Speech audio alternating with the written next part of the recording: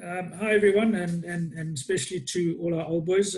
Today I'm catching up with Nico Le Roux, our newly appointed Director of Rugby at D.H.S. Morning, Nico. Great to catch up with you. Morning, Shedders. Thanks. Same to you. Nico, just had a look at your CV and it's really impressive. And by the looks of it, it all started off probably in 1994 when you were your coaching career, sort of set off when you were appointed high performance manager of the Lions Rugby Union. Is that, am I correct in saying, is that from that sort of kickstarted your career? Yeah. That's I was still very young at the age. I was actually a student at UJ, which was then around Afrikaans University. I was probably a bit cocky at the stage, but I was studying sports management and playing rugby there, and it was a great time for rugby at that stage, because a lot of those 95 Springboks and the then Transvaal team, that was a strong team, a lot of them were involved in the university. So it was a nice environment to be in. And whilst I was studying and playing rugby there and interacted with a lot of these guys, I got the hunch that the union needs a high performance centre, or an academy as we used to call it back then. So I approached the rugby union and I set up 1 or 2 meetings, and I said, well, I've got this idea, and it's not that I knew what I wanted to do or how it should work. I just felt that that's the way things are going. And I went to see them, and they were saying, well, coincidentally, they were planning something similar at the same time. So that's how I got involved. It's actually, and from there, it was basically me and Nico Le Roux started it off at the university at that stage. So we were in basically a joint venture between the rugby union and RAW, and probably operated from Auckland Park for about 3-4 years before we moved everything to Ellis Park. The first year or so, my office was actually in that Plascon Cricket Academy that Clive Rice, you remember that they had there at the Old Sport Bureau. Yeah. So then we moved everything to the Lions, and that's at that point that it became more professional, because we were basically finding our feet at first. There weren't too many academies around back then. And I mean, it must have been, as you say, an amazing hype in South African rugby at the time, because, as you say, we had just come off back of winning the 95 World Cup. So rugby, I mean, I remember that time very clearly. So the next question I'm going to ask you, I'm going to skip a little bit of your career after your time with the Lions High Performance Centre. I'm going to come back to it, and obviously, also get on to how you ended up at D.H.S. Because I think in between that is a special time in your career. But in 2009, and then obviously up until the time you came to D.H.S, you spent time at Woodland Rugby Union, and then obviously after that with the Investec Rugby, you became the sort of head coach. But there was a time recently that you were director of rugby at Rustenburg Impalas Rugby Club, and I think you were very, very successful with them in the community cups and the club competitions. Just tell us briefly a little bit about your career during that period of time, because, as I said, I want to come back onto what happened when you left the Lions. Okay, yeah. I think we were privileged, Shedders. We were able to create a setup there and a culture, and and we had a group of coaches, management, and players that I think eventually pulled together quite nicely, and we had a common goal that we all understood. And you get to a point where it's a lot of what you're achieving is intrinsic to what the group is made of. It's not.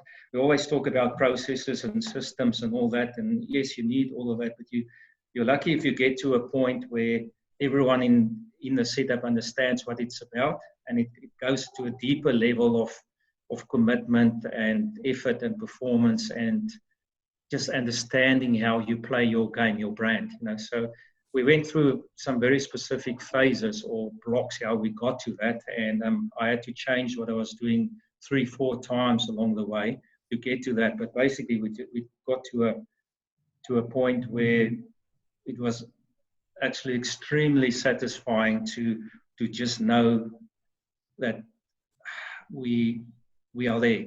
You know, it's one of those things in sports is you strive to get everything in place and to get your coaches and to all pull together in the same direction, and players to run the game and understand what you're doing as a coach. So when you get to that point, it's in your chairs. It definitely doesn't even last forever, because then every team would be there. But in saying that, when I got involved there, they had just gone through a tough patch. So they were already a good team, a good setup, because Juris Edgeworth was actually coaching there for 4 months prior. And he had left to go overseas. They went through some tough times in the town with some strikes they had in the mining community and so on. Obviously, being the mining industry is big. It's Rustenburg. That's what the whole town is basically built around. And I know there were about 4, 5, 6 months where there was no rugby. They were the national champions at that time. So when I came in, we had a very specific short-term goal first. So we had to try and get the guys involved again, keep the club going in a short time, get to a point where we felt we could defend our title.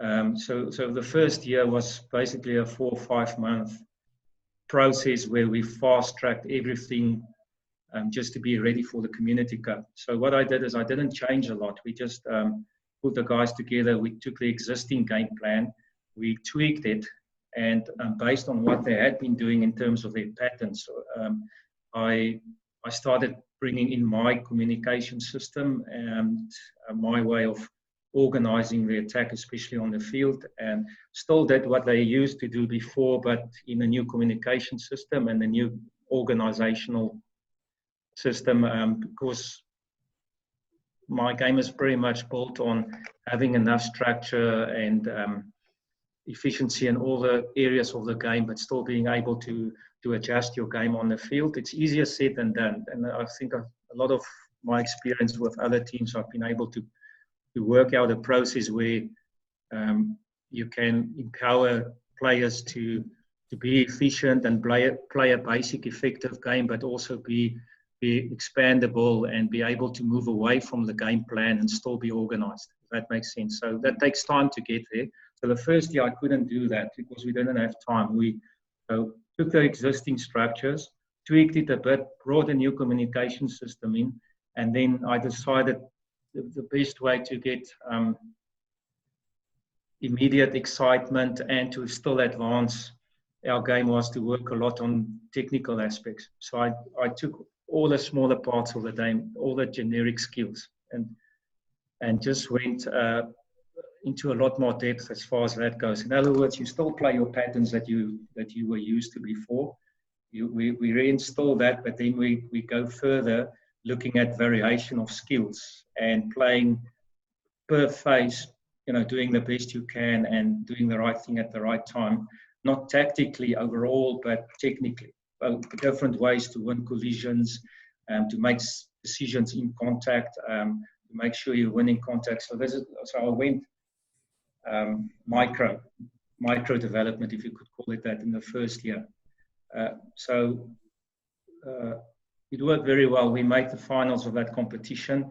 It was very exciting, and I could just see I reckon that was more or less the time where club rugby went into another level. You could just see from one year to the next year the quality of the players and the coaches just, and everyone alluded to that as well. The commentators at that time when they were watching games and just saying this is now becoming a different level of club rugby again, because it was a few years prior to that. I think club rugby was neglected a bit. Yeah, so we started off with that, and then gradually after that, over the next 3-4 years, I set off in building more depth into our game. So the year after that, I spent more time, teaching guys what structures are about, but also teaching them different ways of moving away from a structure. I call guys nowadays call it mapping, they call it sequencing, they call it what different names coaches use. It's different variations of the same thing. But we went down a route where the next 2 years we could play a lot of different patterns and we could adjust our patterns on the field. Spent 2 years developing that, and then also empowering the players to be able to, through our communication system that I brought in over those 2 years, to communicate how many phases they wanted to pre-call. You know, if you start a play, whether you want to pre-call a pattern or you just want to call 2 or 3 phases, and then after that you would go in a post-organizational phase, but you still have shape in your attack. So we spend a lot of time on that. So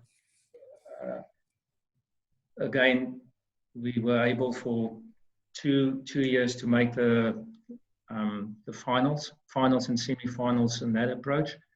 And the funny thing here is we went so far down that path that I had to actually sit down at the end of 2016. We also won the Gold Cup, but I realized that our game is getting too complex for our own good, because some of the players who had been Super Rugby players and Currie Cup players would rock up at the training session or would be in the game, and they would just change things too far because they understood it, but it became too complex. So we sat down, we devised a new system, a third system, where we combined what we did the first year and what we did the first year with what we did the next 2 years. So basically ended up with a system where there was still a lot of depth and understanding of what you're doing and adjustability, but we focused more on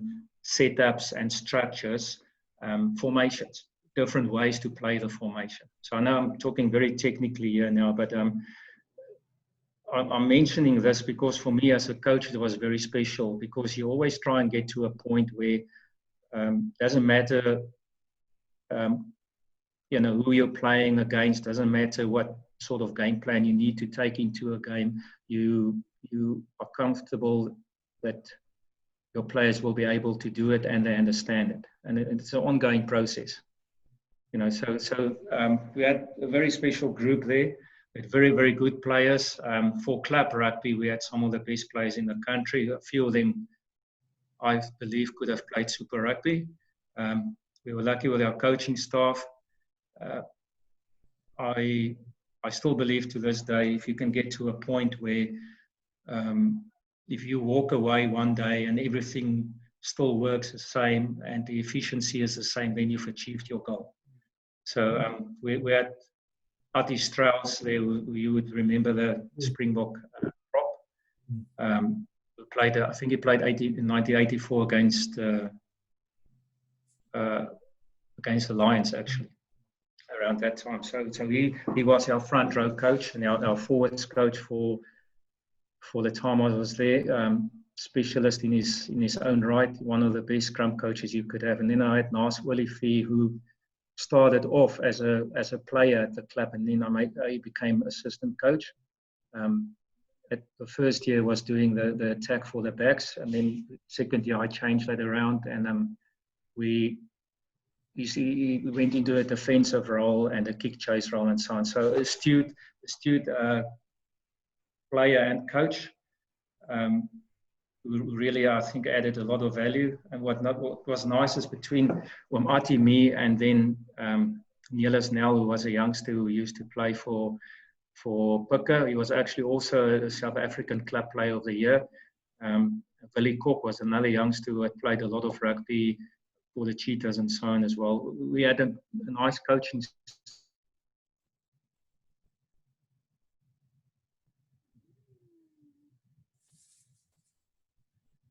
style. Nas is very good at motivating players. He's a typical fly-off. He always wants to know what our vision and our mission is, and our values and all that. So he was driving that process a lot.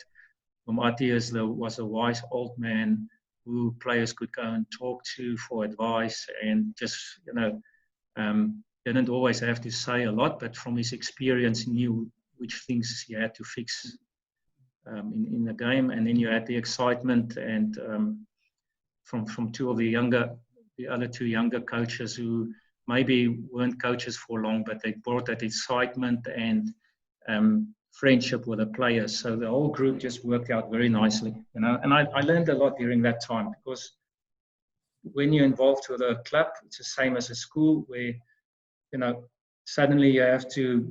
It's not just working with professional players and focusing on your one area. You had to manage everything. It's going from the board to sponsors, to finding jobs for players, to looking after their welfare, to coaching, to directing coaches, to make sure the facilities isn't be kept up and all. So I'm grateful for the time there, because I think it added a lot to my personal development. Well, I think if I look at it, as I said, you're highly successful, and I think club rugby. We all talk about club sport and how important it is, but and I think why I wanted to just sort of also skip out a year, because a period in your coaching career. And on the back of your success with your high performance with manager of the Lions Academy or Lions Rugby Union, you in 2001 we always use New Zealand rugby as the benchmark or the blueprint of world rugby, and you were fortunate to get appointed as a technical advisor of the Waikato Chiefs. And then you became a performance analyst with the Auckland Blues. And I think the highlight of your time in New Zealand must have been your time as a technical advisor of the All Blacks. And I think why I left that out, because you can talk about it briefly, is the role that you had there in New Zealand, and the experience that you obviously gained to bring back to South Africa. And why I say it, because back on your appointment at D.H.S, I think, people, talking about your club rugby experience as coach, and now talking about your New Zealand experience, how fortunate D.H.S is to have someone like yourself and with your coaching credentials and caliber at the school. Just tell us a little bit about the time at New Zealand and the experience you had there. So I decided to go over to play a bit of rugby still, because as you would have remembered, as it turned out, with my stint at the Lions, you end up becoming so involved with the game, and you have to be at different places, and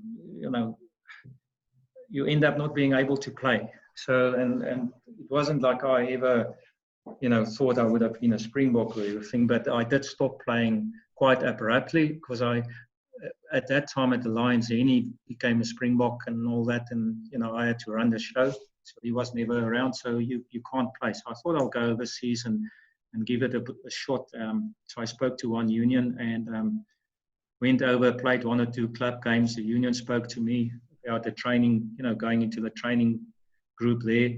But at the same time, I also saw some of the rugby unions. So I had a meeting with 2 or 3 of the franchises. And then when I got the opportunity at the Chiefs to be their technical advisor. So to me, it was actually a no-brainer. You can't turn that down. So basically, they found out what I had been doing at the Lions. We had a brief chat, and they said, well, why don't you come and join us? So jumped on the bandwagon. It was very interesting times. It was, I felt I grew tremendously. It's just a different way at that stage. They just had a different way of how they looked at the game. I always think that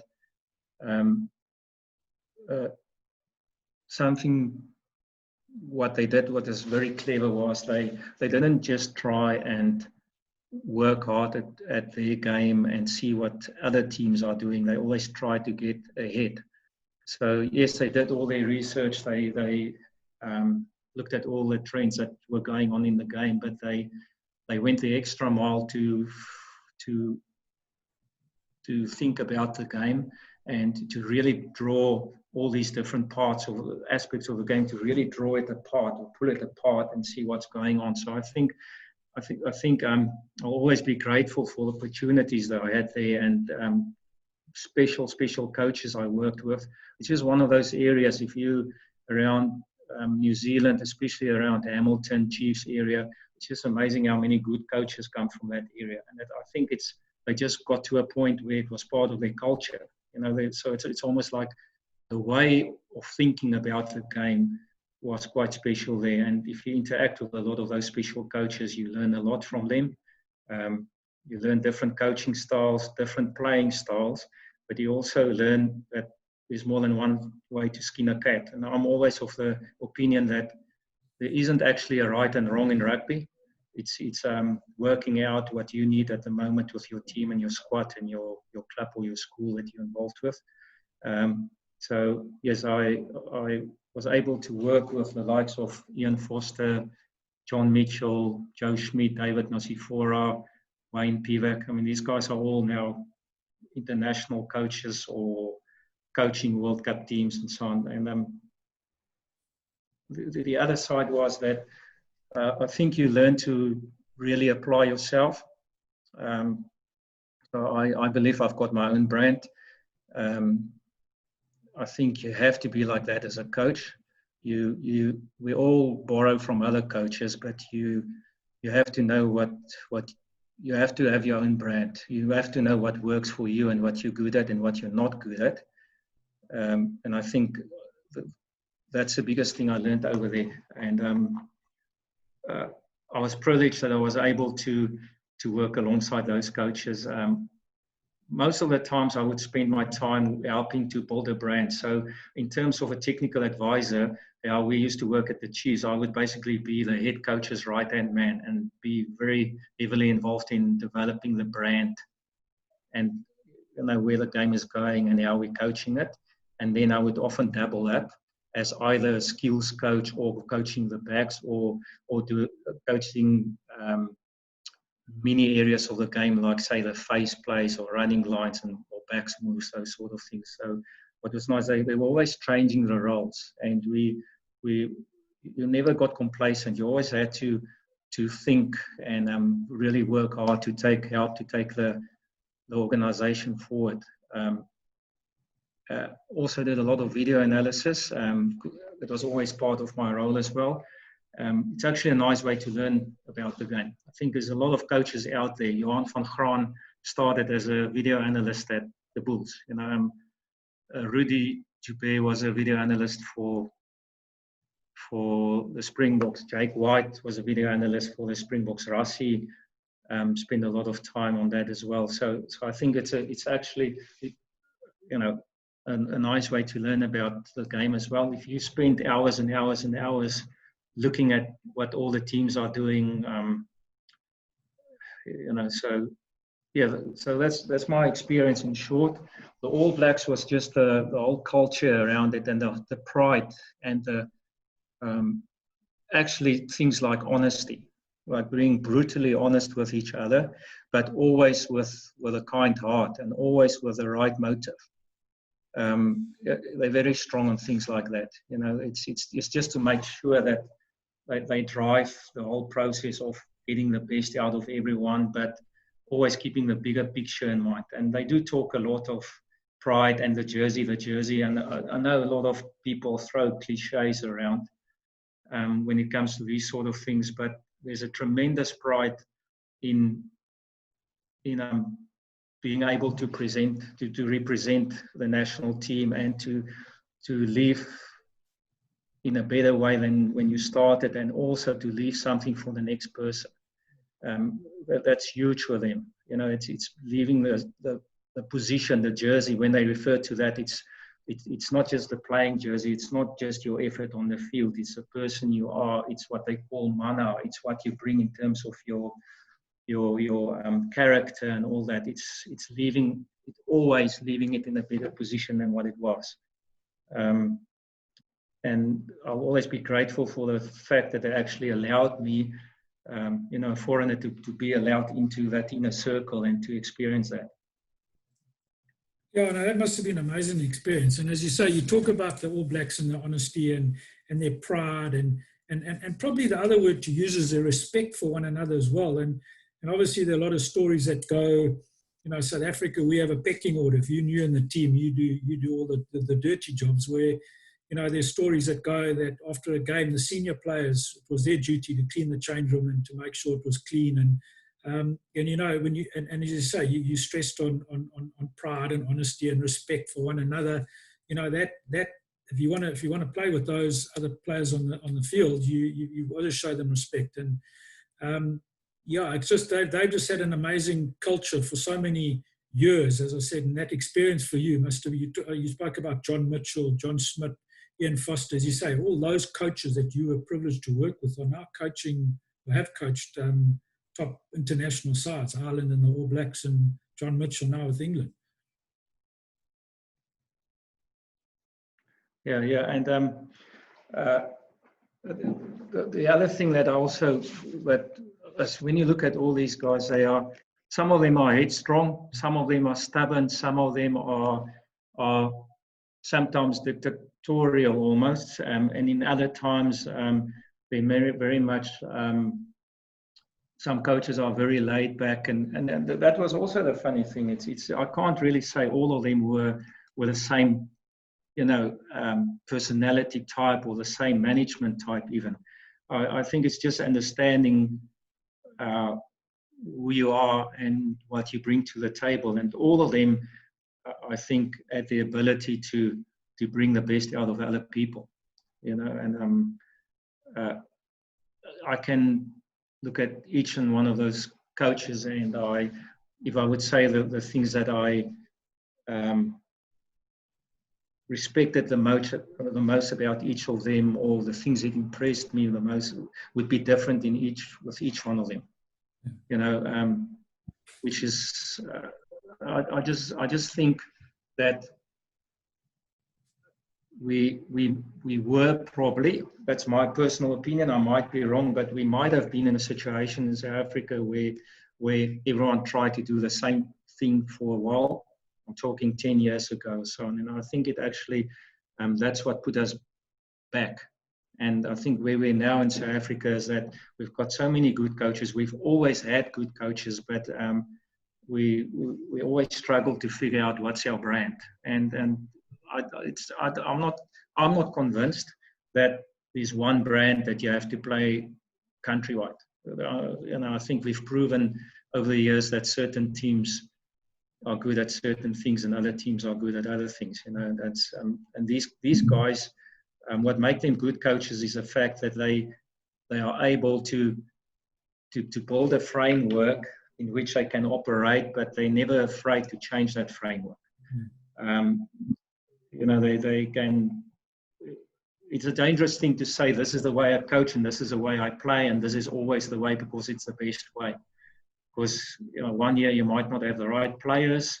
Some of the players might be out of form. Another year, the rules in the game might change, or you might play against opposition who's got different strengths and weaknesses. And if you only rely on a set way of playing, without being prepared to build a framework that actually allows you to move around a bit, and there must be trial and error. Unfortunately, you have to allow players to express themselves and find out what works and what doesn't. Because that will make you a good team, but in there will be some failures as well. As long as you understand what they are and you know where you want to get to, then obviously you'll be able to manage that to get to the end result. So, yeah. Okay, now 2018, end of rugby season, or after that, Scott Matthew, our Director of Rugby, resigns, gets appointed to assistant coach at Griquas and now head coach. Director of Rugby position comes up at D.H.S. I know a whole lot of CVs goes out, and the headmaster, Tony Panera, identifies one person that he wants, and that is Nico Le Roux. Tell us, briefly. You obviously had your interview and spoke to us. What made you decide on coming to D.H.S? I think it's a few different factors. I always say the time at Impala, I could have stayed longer. While we were playing Gold Cup last year, we had a tremendous season. We had a perfect season, perfect pre-season, perfect squad, perfect game plan that we developed over 5 years for that group. Everything was just right. And I just got to a point where I just felt it's time to move on. I'll always be grateful and thankful for the friends I made there, for the whole organization there. And I just got to a point where I knew it was going to be a new phase I had to enter. I believe a team, a rugby team, or a club or school goes through the same life cycles a company goes through. And if you go and look at managerial styles and so on, and I believed we've put something special together, but there were also other coaches there that could step in and take over. And so the plan for me was last year after the Gold Cup to actually call it a sabbatical, but I had a few other personal projects I was working on, and initially my discussions with the club was to give that some attention, with the ability to then just join the club again for the next Gold Cup. Because obviously you want to keep that going, and we were at the point where everyone involved understood what we were doing, so it didn't actually matter who coached the team, to be honest. We were all a strong group, we were all on the same page. So, but during that time, I endeavored into one or two other projects with a company that it's all rugby related, but I started feeling maybe it's time for something new. And a big part of it was because I had been working away from home for 5 years.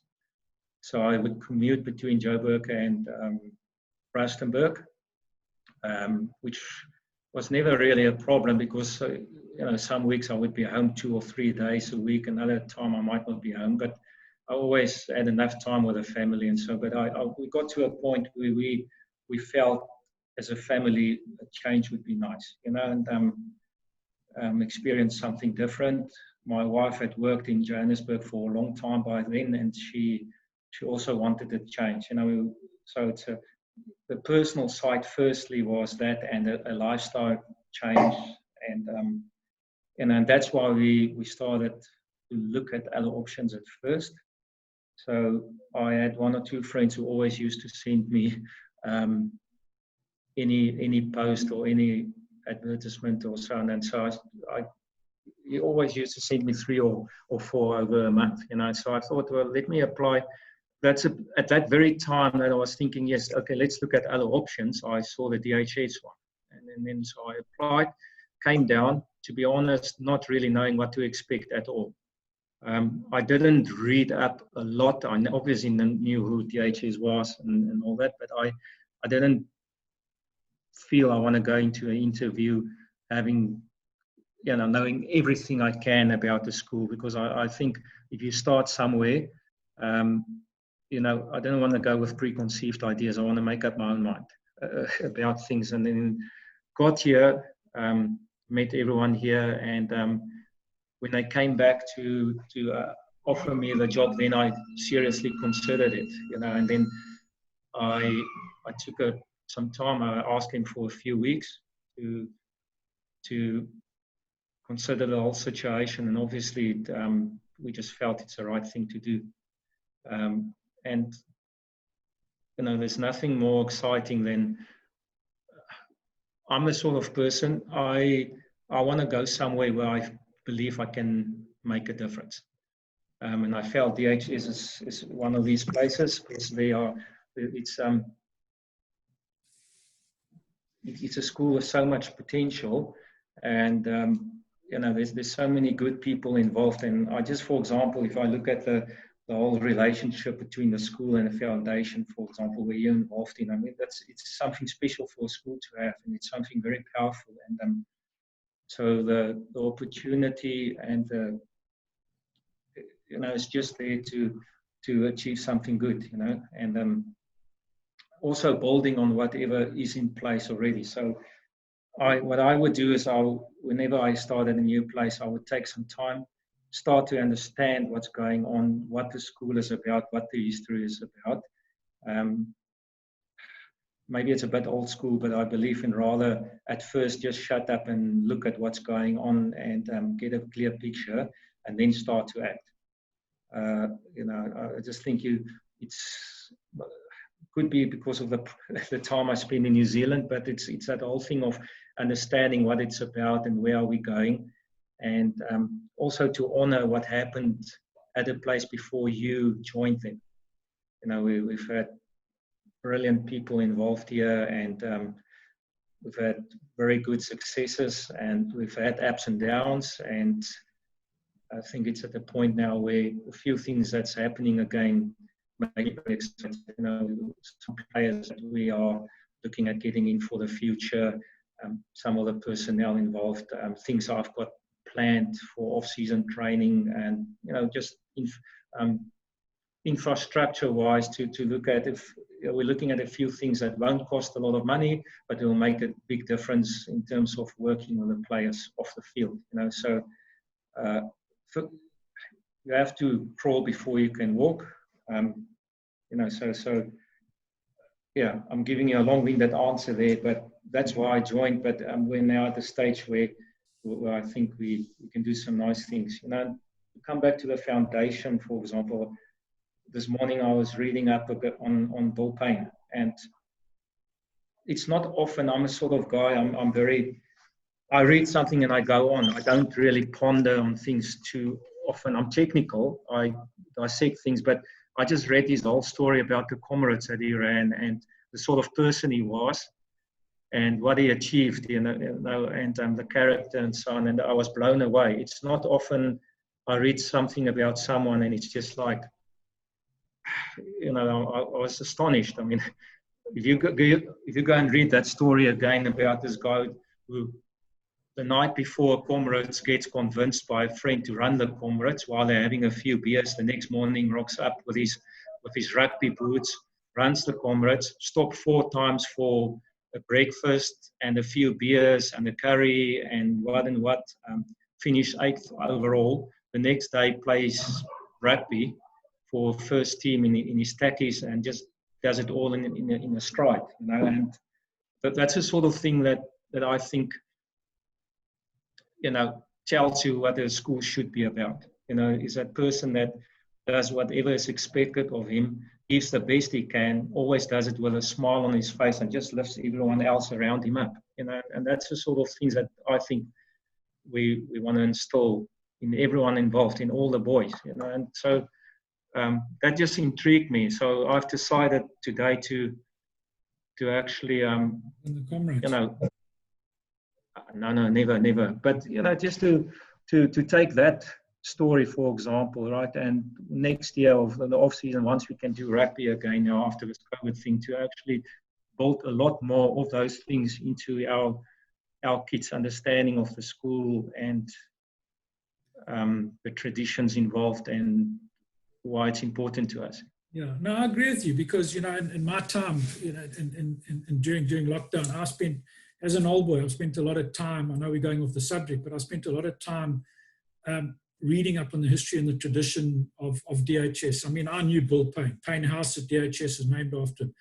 But when you start reading more about the person himself and what he achieved and fighting in the wars and, as you say, running the comrades, you know, he played cricket for Natal. I think he boxed for Natal. He was just an amazing person, and he's one of many that I believe the youngsters of D.H.S. should learn about and should know about. There's Isak van Heerden. I'm busy writing an article about him and what a legend he was. Not only in Natal rugby, but in Argentinian rugby. And he was a master at D.H.S. for 36 years. So, you know, those are just a few of the old boys and the masters and the legends that sort of walked through those gates of D.H.S. and left a mark. And you know, as I said, I'm a traditionalist. I like heritage and I like history, and I think, if boys can learn about those things and, and say, but wait a minute, that guy came to this school, the same school that I'm going to now, 60, 70, 80 years ago, that person actually walked through the school. Yeah, Nico, I think it's been great catching up with you today. Just for me, it was to let old boys know, what a great opportunity D.H.S. has got by having someone like yourself head up our rugby. An old boy once told me, get your rugby right at the school and the school will come right. And I think, I'm a cricket player, coach, as you know, and I firmly believe that is true, is if you get rugby right at the school, your school does come right. And, looking at, and hearing your stories, seeing your CVs and where you've coached and the experience that you've got, we're very, very fortunate that our rugby is now in really, really good hands. And, we all look a bit unfortunate. This year has been a bit hard and different, but we really look forward to the future. And from the old boys and the foundation, we would just like to say, wish you all the best, good luck. And I'm sure I can say is watch your space, rugby at D.H.S. And so thanks so much for your time today. I really appreciate it. Thanks. Appreciate the time and the effort. Thanks, Rinas.